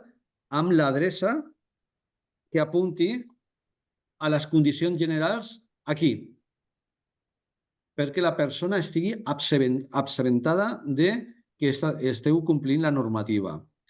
Si és per telèfon, el mateix. Teniu que facilitar la pàgina web on pot fer tot això. Però el més senzill i evident i més fàcil per vosaltres per controlar és que tingueu aquí un formulari que quan la persona es registri accepti les condicions. I si no, doncs, com t'he comentat, per WhatsApp envies un enllaç i que l'enllaç l'envia aquí i que aquesta persona l'accepti. Que no és per WhatsApp, per un email, doncs el mateix. En un email que te doni un feedback, una resposta conforme que accepta les teves condicions per poder treballar amb tu. Val? Per telèfon és més complicat. Normalment o es fa o telemàticament, és a dir, un email o per WhatsApp, o si és presencial, que firmi un paper. Val? De condicions, també serveix. Però el més senzill i pràctic per vosaltres és que tot això ho tingueu digitalitzat. Tingueu l'OK via web, perquè això es fa còpies automàticament i, bueno, qui el programi ja ho farà perquè tècnicament se compleixi la llei. Val? Val, perfecte. Molt bé, Roser. Doncs continuem, que ens queda una estona. Val, aniré una mica més ràpid. Val. Aquí ara, en aquest tema, el tema 4, parlarem del que és com podem treballar d'una forma segura amb internet, amb la navegació. Val. El primer de tot és tindre un navegador que sigui fiable. Qualsevol d'aquests 6 que hi ha. Els més coneguts són l'Edge, el Firefox o el Chrome. No tan coneguts, però que es fan servir, és l'Opera i una variant seva, que és el Vivaldi, el Brave, que també és conegut, i el Safari, que aquest el porten els equips d'Apple. Consells. Doncs els cito tots. Són 10 consells que són molt senzills. Més o menys, això sempre és el mateix, ho comento. Tenir instal·lades totes les actualitzacions de seguretat, tant del sistema operatiu com del navegador i aplicacions. Tenir instal·lat un bon antivirus, amb la seva darrera versió i que treballi en temps real en segon pla. És a dir, en back-off, per darrere, que tu no tinguis que fer res, és automàtic. Revisar també que el firewall estigui activat Instal·lar un complement per bloquejar anuncis en el navegador, si no el té instal·lat. Això dels anuncis, dels pop-ups, quan apareixen, pam, normalment ja tots els navegadors ho porten. Què més? Intentar evitar l'ús de xarxes públiques. És a dir, si anem a una cafeteria, intentar no fer-la servir. Si és una cafeteria que ja tenim confiança, hem anat diversos cops, doncs fer-la servir, però només per fer servir internet per consultar, no per accedir al nostre banc o al nostre correu. Si tenim que fer això, millor fer servir una VPN. La VPN és un programa que el que fa és encriptar la informació. I això normalment hi ha que contractar-lo. Si no, podem fer servir el mòbil. El mòbil el fem servir com un router i ens connectem, amb el portàtil al mòbil i podem fer servir amb tota seguretat. Una altra cosa important, fer servir, quan connectem a una pàgina web, tenim que fixar-nos que posi HTTPS, que és el protocol. S és de seguretat. Tenim que parar atenció als correus electrònics que rebem, sobretot els remitents desconeguts, intentant no fer servir equips de desconeguts o compartit i, sobretot, no iniciar la sessió de les nostres comptes en un altre equip que no sigui el nostre. No permetir que es guardin les contrasenyes en el navegador. Ja sé que és molt còmode, però si la guardem en el navegador, qualsevol que tingui accés al navegador, a l'ordinador, pot accedir a les nostres contrasenyes. És millor recordar-les i posar-les quan les fem servir. Que tenim moltes contrasenyes? Doncs fer servir el que he comentat abans, el programa AlkiPass. Important, tancar sempre les sessions al tancar l'ordinador, sobretot si fem servir un ordinador compartit. Per què? Perquè si deixem la sessió oberta, la persona que arribi després les trobarà oberta. Aunque tanquem l'ordinador, no se tanca la sessió, que normalment sí que es tanca passada uns dies, però normalment si s'arranca l'ordinador passa mitja hora, un parell d'hores, i l'altre usuari obrirà la vostra sessió. Aneu en compte amb això. M'he saltat alguna cosa? No, ja he fet les 10. Què més? Quan fes servir el navegador i accedint a diferents jocs, aquest va deixant al nostre equip un historial, el que és el rastre digital o l'empremta digital, pel joc que naveguem, a causa de les cookies i altres aplicacions que hi ha als jocs webs o també per tema del navegador. El tema és, les cookies són males? Són bones, són males? Jo penso que si se fan servir d'una forma bona, és un benefici per a nosaltres. Per què? Perquè gràcies a les cookies ens recorden coses que hem fet. Per exemple, si nosaltres anem al Corte Inglés o a una agència de viatges i fem una búsqueda de viatges a Xina i estem mirant, al cap de 2 o 3 dies tornem, la web ens mostrarà coses o anuncis de Xina, de com fer de viatges a Xina o de rutes o ofertes. Per això serveixen les cookies. Si fan servir les cookies correctament, per nosaltres és una forma de treballar molt més ràpid.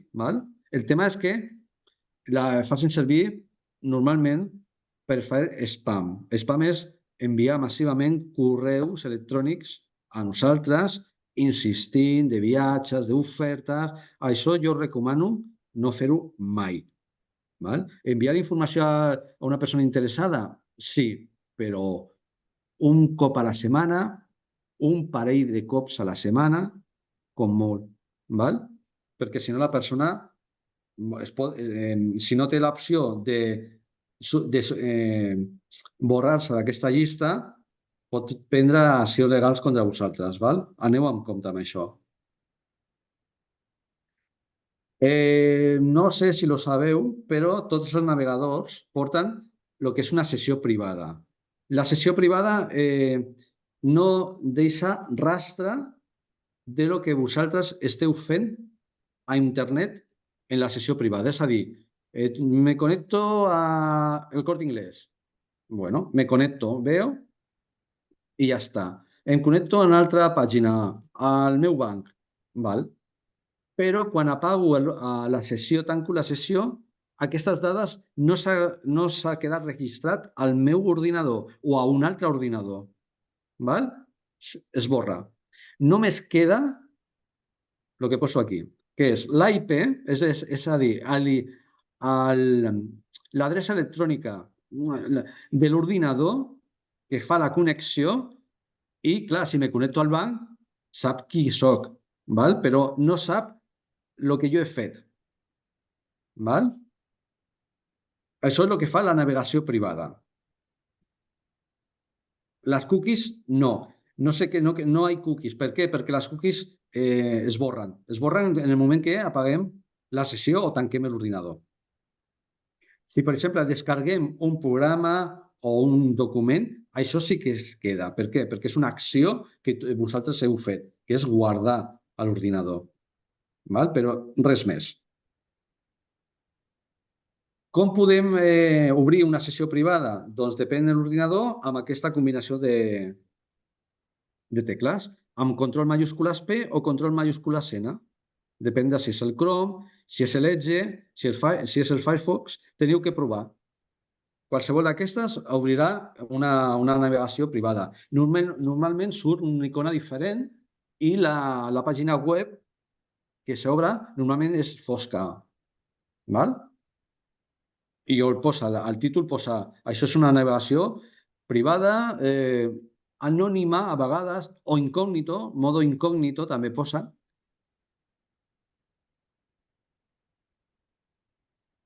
Val. Com podem, això l'he posat perquè moltes vegades em pregunteu, a les sessions que faig, em pregunten, o els clients, no? Com puc borrar o esborrar totes les cookies i arxius temporals i historial de qualsevol navegador? Doncs hi ha un truc, que és aquest. Des de qualsevol navegador, pulsant les tecles control, majúscules i suprimir.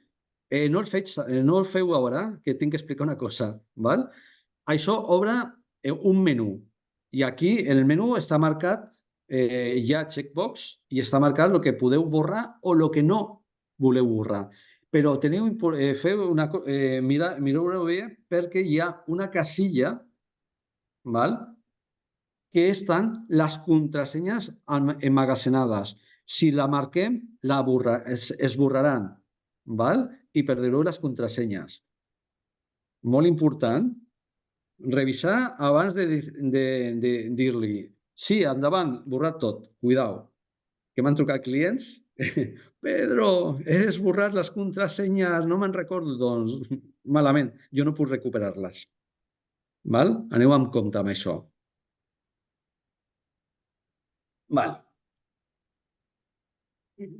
Anem bastant bé. Aquí en el 5è capítol o tema us ensenyaré com detectar més o menys, perquè és complicat, possibles frau digital, com és el phishing, el smishing i el vishing. El phishing és el que conegueu tots. Però no veus tu aquests missatges quan acabes? Ok. El phishing. El phishing és una tècnica que és enviar un email amb enllaços maliciosos o falsos. Sí, normalment és això. O hi ha un enllaç que tu pulses, penses que és el teu banc, te porta a una pàgina que és com el teu banc, però no és el teu banc. Darrere no és el teu banc. Només el que han fet és una còpia de la caràtula de la presentació, han replicat tot el que és els colors, el format, la lletra, però quan poses tu les dades i dones entrar, no entres al teu banc. Estàs enviant les teves dades que has posat al ciberdelinqüent. Val? Aneu en compte amb això. Què més? Quina és la finalitat de lo que és tot el phishing? Doncs aconseguir la teva confiança perquè tu donis la teva informació o la informació que ells necessiten per robar-te o per fer una suplantació d'identitat, que això és el pitjor que poden fer. Més que robar diners, és suplantar la teva identitat. Per què? Ara ho comentaré. Si no me'n recordo, al final me'n pregunteu. ¿Vale? Aneu en compte perquè normalment aquest tipus de missatges sempre són urgents.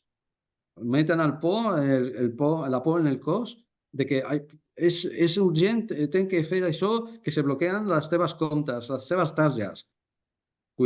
Aneu en compte. Si rebeu una informació o un email d'aquest estil, aneu al vostre banc o truqueu al vostre banc i consulteu. No feu servir mai aquests enllaços que us faciliten perquè no és el vostre banc. Ara ho mirarem, ho veurem. Val? Com he d'actuar? Doncs, bueno, una mica de cap i molta tranquil·litat, val? Sobretot tranquil·litat. Detectar aquest tipus de missatge és complicat, però no és gaire difícil si som observadors. Val? Un exemple de com he d'actuar sempre. Aquí hi ha un petit guió. Tu rebràs un email, val? Ets client o estàs subscrit a aquesta companyia o empresa? No? Doncs és fals. Borra'l. Verifica el test. Té faltes ortogràfiques? Està mal redactat? Doncs borra'l. Està en un altre idioma que normalment no utilitzes? Per exemple, en rus o en anglès, que mai parleu en anglès? Doncs borreu. Coneixes el remitent? No el coneixes? Borres. Si és important, ja te ho tornaran a enviar. No hi ha problema amb això. El problema és que tu facis alguna cosa que no toca. Val? El correu electrònic del remitent no quadra amb l'empresa que dius. Ara veuré un exemple. És a dir, soc de CaixaBank, però posar correos.es. No quadra. Borreu. Els enllaços que incorpora apunta a pàgines poc clares. Doncs se borra el mail. És la teva entitat bancària que et facilita un enllaç o descarregar una app? Això mai no farà la teva entitat. La teva entitat bancària t'enviarà un email o un SMS en el qual te dirà hi ha una actualització, connecta't al Play Store i te descarregues la teva aplicació, l'actualitzes. O si sois de l'Apple, aneu a Apple Store i descarregueu la teva aplicació, actualitzar-la. Però mai us enviaran per email l'app. Mai. Val? O que te donen un enllaç per accedir a la teva compte bancària. Mai. Et poden facilitar un enllaç on donaran informació, però si us donen un enllaç on tu tens que dar les teves dades personals, fugiu. Jo el que faria és posar-la en coneixement de la teva entitat bancària. Truco, oye, escolteu, he rebut un email que es fan servir, crec que és fals, podeu assessorar? Segurament serà fals. Val? Aneu en compte. Val. Anem una mica ràpid. Exemples. Val. Aquí tenim un exemple molt clar i molt fàcil. I aquí ja salten alarmes. Val? Per exemple, el test. El test que hi ha, Bankia. Social Bankia Banco. Nuestro cliente estimado por Bankia. Está mal redactat. Su información de seguridad cuenta no s'actualitzen. Sembla això que l'han agafat de l'anglès i l'han traduït al castellà en aquest cas. Val? Això és fals. Més coses per revisar que sigui fals. Doncs mireu, aquí a dalt, on estic movent la mà, Per aquí no posa Bankia per ningú lloc, per cap lloc. Posa, envia attach, documents per descarregar, mai. Val? Si poseu la mà damunt de l'enllaç sense pulsar, val? Automàticament qualsevol navegador te mostrarà a baix on apunta. Si tu fas aquí un clic, on aniria?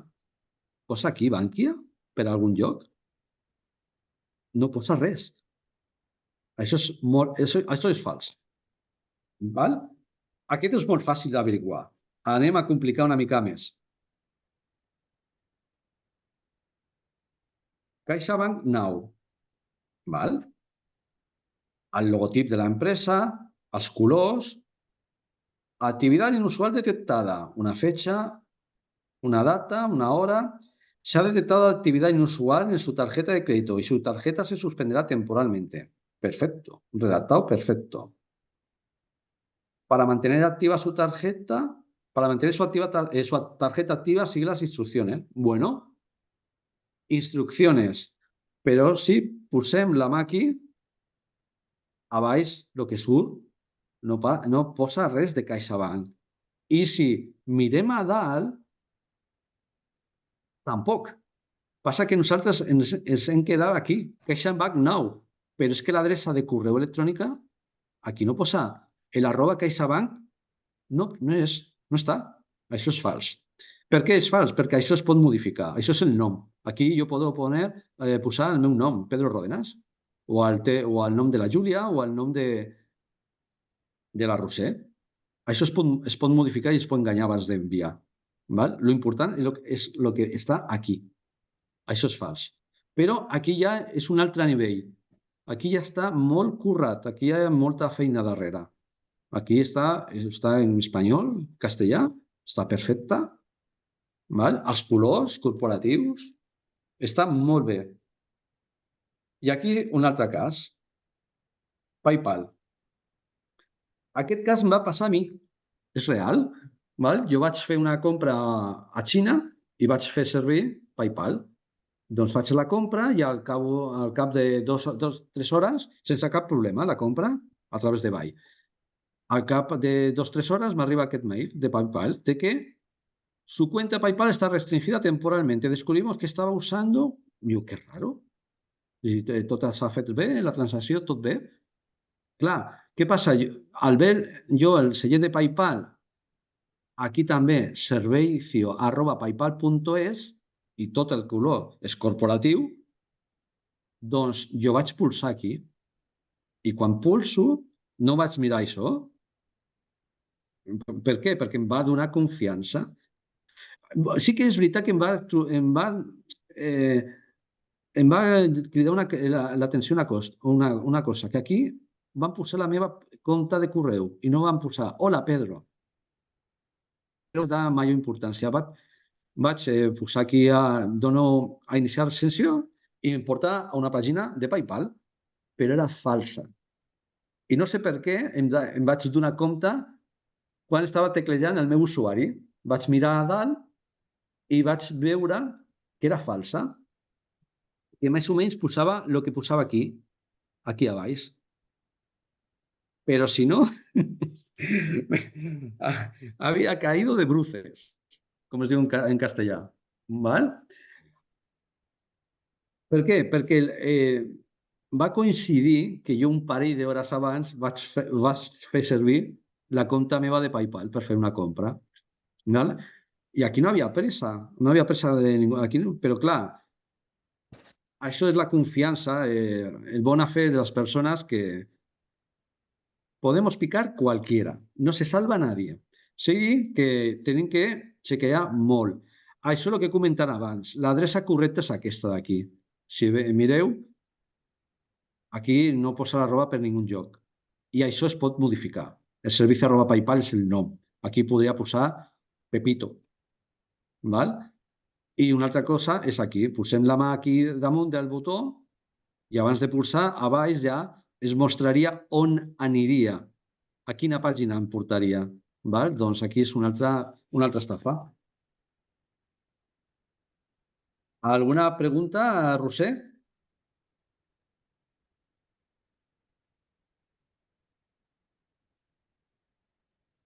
Són clars aquests exemples? Es serveixen?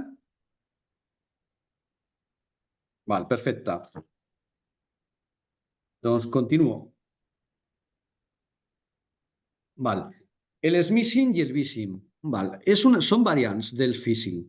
Passa que l'smishing fa servir missatges de text, els famosos SMS, val? I el vishing fan trucades telefòniques. Val? Passo una mica ràpid. Aquí tenim un exemple. Val? Què passa? El servei de sistema, el sistema o el servei de SMS no és prou segur, es pot falsificar. Val? Aquí, per exemple, això són casos reals meus. Me lo envía, yo soy cliente de BBVA y de CaixaBank. Al BBVA me envía un email. Estimado cliente, su tarjeta ha sido limitada temporalmente. Actualiza su información desde aquí. ¡Pec! Mentira. Lo que farían es tendrían que dir-me el que tinc que fer, però no facilitar-me l'enllaç. Per què? Perquè això em portarà a una pàgina web falsa. Val? Què més? Per exemple, aquí en CaixaBank tenim un cas, un SMS real i un SMS fals. El primer és correcte. Al juliol, CaixaBank Payments, empresa emisora de tarjetas CaixaBank, pasará a ser CaixaBank Payments. Más información. No dic que tinc que fer alguna cosa. I si te dones compte, el CaixaBank posarà l'adreça correcta. CaixaBank.es fusió. Aquest sí que és un missatge i és d'informació. Sempre és d'informació. L'altre missatge és exactament el mateix text que en BBVA. Però és el mateix. Estimado cliente, su tarjeta ha sido limitada temporalmente. Actualice su información desde aquí. L'enllaç és diferent, per suposat. Val? Però és fals. Val? Ja normalment els bancs ja no fan servir les SMS en comptades ocasions. Val? Potser per enviar-te un número de confirmació, però no per a missatgeria. Normalment els missatges d'alerta s'envien des de la pròpia aplicació del banc. Val? El vishing. En què consisteix el vishing? És estafar. En què consisteix l'estafa? Val? Doncs en trucant, es fan passar per la teva empresa de serveis, el gas, normalment del gas, telecomunicacions, de la llum, i que tinc una oferta, tinc les teves... Diu Pepito Flores? Sí. Vius aquí? Sí. Val. El teu DNI és aquest? Sí. El teu mòbil és aquest? També.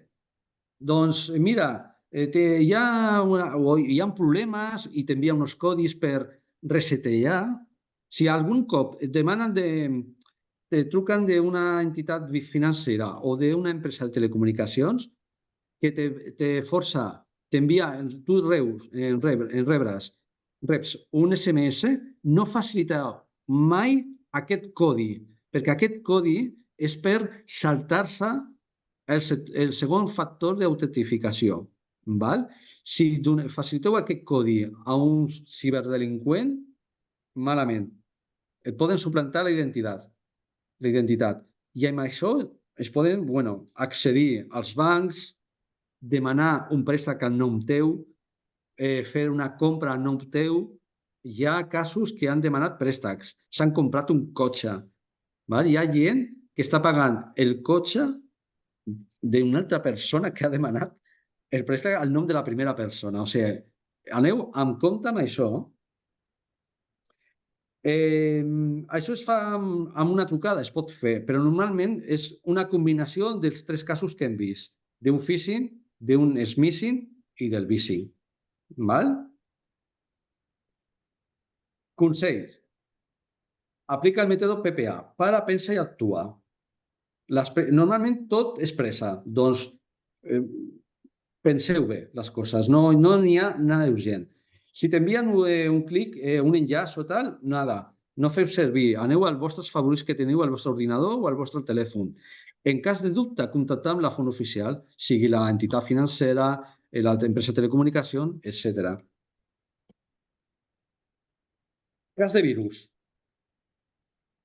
Vale. Anem una mica ràpid i a veure si acabem 5 minuts i deixem els altres 5 minuts per preguntes. Val? En cas de patir un atac informàtic, què tenim que fer? Com tenim que actuar? Val. Què és un virus informàtic? El virus informàtic és un programa, un codi, que està programat per fer malament, coses malament. Val? Normalment és espiar les persones o transmetre les dades que tu estàs teclejant a una tercera persona. Val? Normalment és això. Què més? Com prevenir i protegir-nos? Bueno, el que heu comentat abans, més del mateix. Sistema operatiu correctament actualitzat, els últims patches de seguretat, les últimes versions de les aplicacions instal·lades, tenir un antivirus i que se vagi actualitzant automàticament, que la base de dades de l'antivirus, que és normalment la signatura dels virus, estigui actualitzat, tindre el firewall activat, no descarregar res de fonts sospitoses o poc fiables. És a dir, me descargo un programa, l'Office, no legal. No, no fer-ho perquè, a part d'estar incomplint la llei, segurament aquest programa té alguna cosa instal·lada. Val? I fer les instal·lacions des de les pàgines i portals oficials. És a dir, dels sites d'un mòbil, des de les Apple Store, d'Apple o de Google Store. Que és de Microsoft, des de la Store de Microsoft, que també hi ha. Val? O, si no, de les webs oficials de les aplicacions, que també es poden instal·lar. Què més? Ser molt previnguts i quan naveguem per internet, prestar moltíssima atenció als emails que rebem. Al menor dubte, millor borrar-lo. I no habilitar les macros a lo que és a l'Excel i al Word. Deshabilitar l'inici automàtic de l'USB i si tenim un reproductor DVD també. Per què? Perquè aquests dispositius, si no teniu deshabilitat, en el moment que poseu un USB o un CD, ja fa una execució d'una instrucció i això permet arrencar un programa que podria ser perfectament un virus. Què més? Realitzar, suposadament, còpies de seguretat d'una forma regular. Fer cursos de conscienciació com aquest. Val? També. Virus coneguts. Bueno, aquí he posat alguns coneguts. Uns, així a la veu de pronto, bueno, els dos últims. Stuxnet, que va afectar una central nuclear, que això es va parlar molt, que el que feia és canviar la velocitat de les centrifugadores que feien recircular l'aigua per refrigerar el que eren els nuclis, val? De la central nuclear.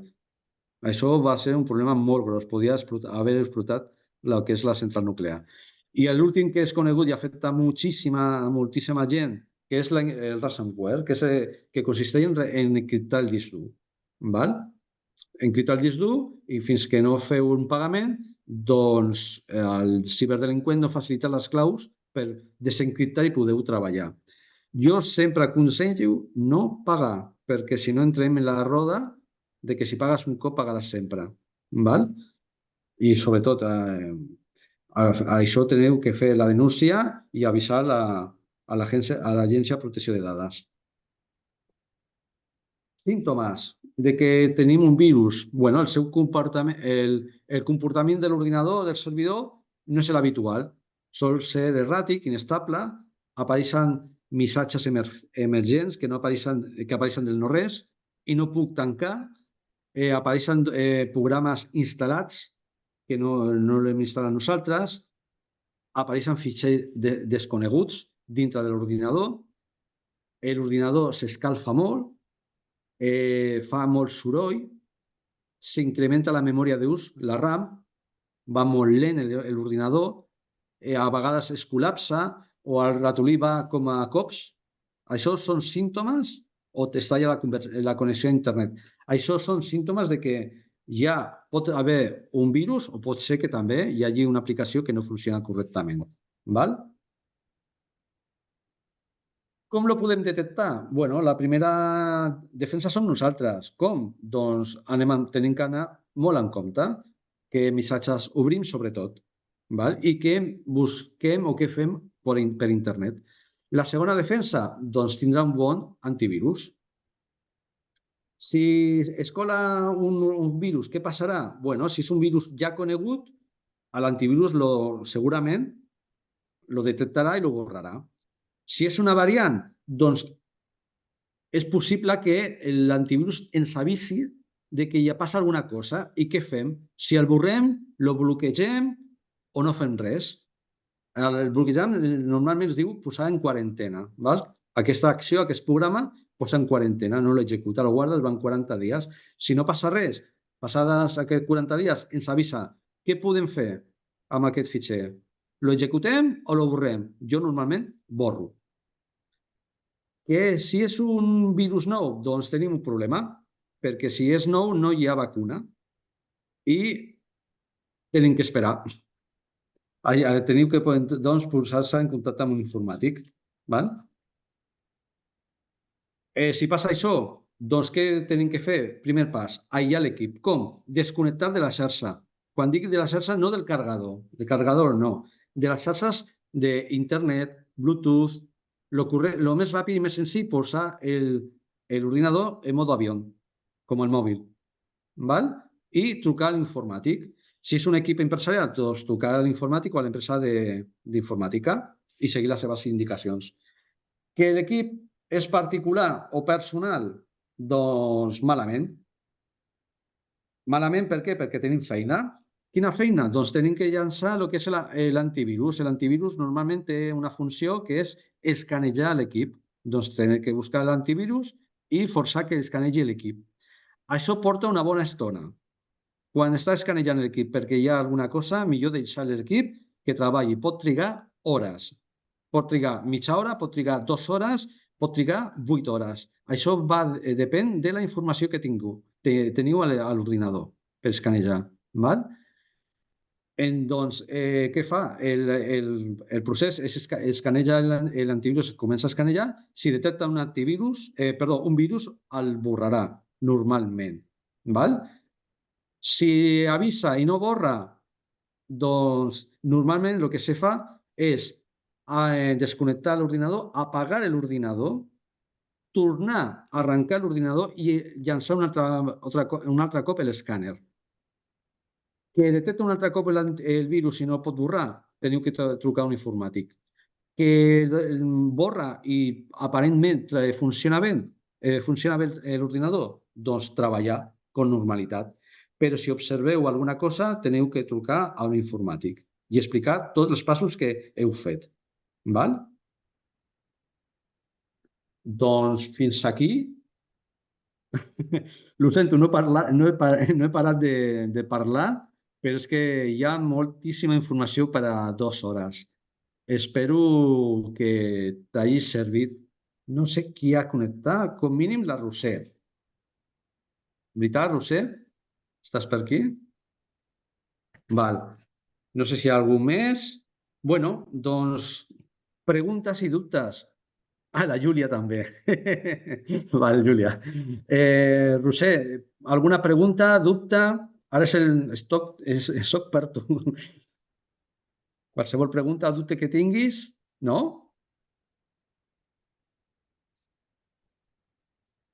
Ha quedat tot clar?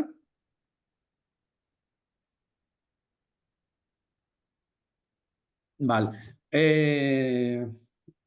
Val. Gràcies. Espero que hagi sigut interessant. La formació és per això, perquè sigui interessant, sobretot per, com jo dic, posar la mosca detrás de l'orella, no? Perquè estigueu advertits i els passos que podeu o deveu de fer, depèn si és un tema legal, és obligatori fer, si és un tema de virus i tal, o de procediments, això ja és un tema vostre, no? Però jo aconsello sempre, el tema de contrasenya és bàsic. És bàsic també el tema de les còpies de seguretat, val? Etcètera. Bueno, qualsevol pregunta o dubte, podeu contactar amb la Júlia o amb mi. La Júlia després us enviarà el que és la presentació i crec que tinc feina per endavant en qüestions legals, sí. I el tema sobretot per vosaltres, agències de viatges o tendes que tenen la possibilitat de fer comerç electrònic, hi ha molta feina. Però, bueno, és posar. Un cop que la teniu posar, és mantenir-la i això és molt senzill. Val? Podeu contactar amb un consultor o amb un informàtic per fer el que és la presentació, el que és el primer pas de muntar el que és la web, val? Amb tots els aspectes legals, però després ja no fa falta. El manteniment el podeu fer vosaltres o seria el manteniment a una empresa també. No és tan complicat, però sí que és feina, sobretot al principi. Val? Doncs, per mi part, ja està tot dit. Si no hi ha més